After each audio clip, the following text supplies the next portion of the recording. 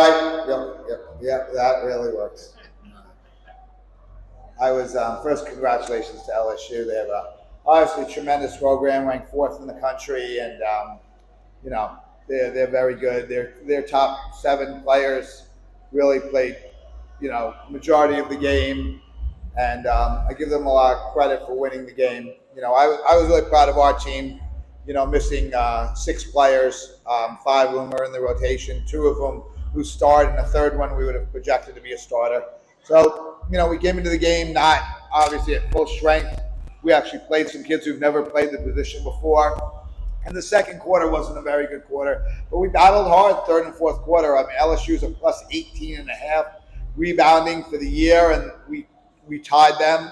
And, a lot of times in blowouts, because, we're on the other end, fortunately, a lot, the coach plays everyone. They only played 7 people until the end of the game. So, that's a tribute to our kids that we still competed. We only had 9 dress. So, and one kid hadn't played all year, and another kid barely played all year. So I was proud of that. I thought the team kept fighting, just showing by our rebounding numbers. And obviously we haven't shot the ball well from 3. The rest of the team besides the 2 that did. So we got to get better at that. But, to play a team that's this good with as shorthanded as we are with no time to prep, I was really happy with the girls. How do you hope the team can learn from this experience and grow from it and to really come together? That's a great point. How we can learn is really important.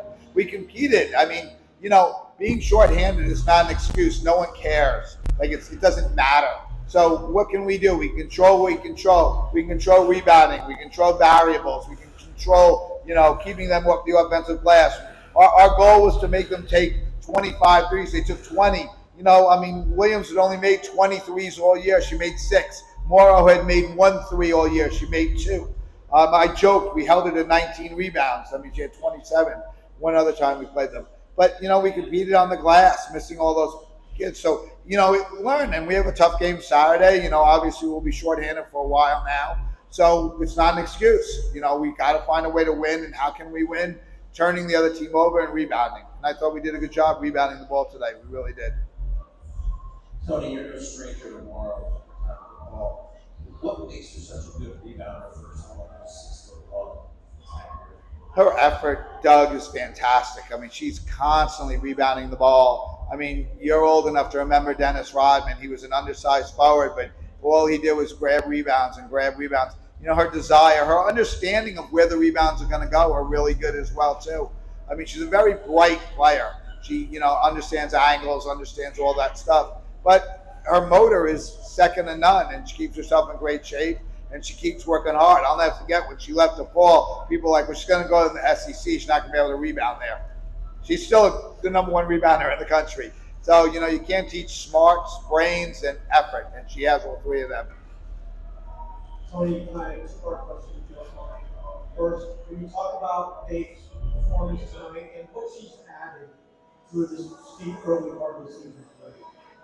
I've known Faith for a long time. Her mother, Ellen, a premier AAU coach in the state of New Jersey, and I always knew Faith could do anything that she needed to do to win. And Faith knew at Maryland her job was to distribute the ball, play solid defense, be a great leader, and she was those things. When she came here, after she graduated with her master's degree from Maryland, after she came here, we asked her to do some other things. And, she struggles with being too unselfish at times. But, you look at her tonight, you look at her when she scored 25 points against the other ranked team that we played, USC. So, she, how many, 23, 25, whatever. She's just a winner. At the end of the day, she's a winner. And other years I'd be a little depressed with us losing the players we've lost for a short period or a long period of time. But I'm not, because I know Faith's going to make everyone around her better, and I know Faith's going to carry this team, in a positive way and get everyone on board. And I know Shaylin has missed the last 2 games. I don't know what you can tell me from injury, short term, long term, what it is, or whatever. But if you could kind of update what you can tell me, and how was she playing the first 1 game? Shaylin was playing fantastic. She had moved into the starting lineup. and then we put her in as a 6-man just because we want another ball handler in there. But she was doing great, and losing her has really hurt our program. She has a lower leg injury. We're hoping a week, 2 weeks, 3 weeks, but she has to go back. She had to rest it. That was basically a thing. So she'll be back at the end of the month for another evaluation, and we're hoping to get her in our next league game when we return from Christmas. But she had really developed into a starting type player. We had, in our opinion, had 6 starters, and she was one of them. Coach, what does it mean to have 3 Connecticut players on your team? Yeah, Connecticut's got great basketball. I thought Ayana really, her stats don't show how well she played tonight. She was 1 for 6 from 3, 2 went in and out, but she competed on the glass. She fought hard. She did a lot of good things tonight, and I was proud of her because I needed her to play that way. And then obviously, I was really happy with, Janah is from Connecticut, and then obviously having Sydney from Connecticut. So we almost have 4 people, to be honest with you. It's great basketball. I'm a big fan of it. So I think it's something that we want to continue to utilize in the recruiting process, getting the kids from Connecticut. So we need to opportunity for 4th league start, 4th game in a row with double digits. Can you talk about the role that East has played in stepping up in injury absence? Mike, not only does she score, but she's playing really good defense. She took a charge. She handles the ball. She sets people up. She's not going to win Rookie of the Year. We know she's going to win Rookie of the Year, but she's every bit as good as any other rookie in this league and in the country. I mean, she's missed 4 weeks of practice with a sprained ankle, so she's 4 weeks behind everybody else. So I think when January comes rolling around, you're going to see even more of a dynamic type player. Coach, what did you see from Janah? I'm so happy you asked. I was so proud of her.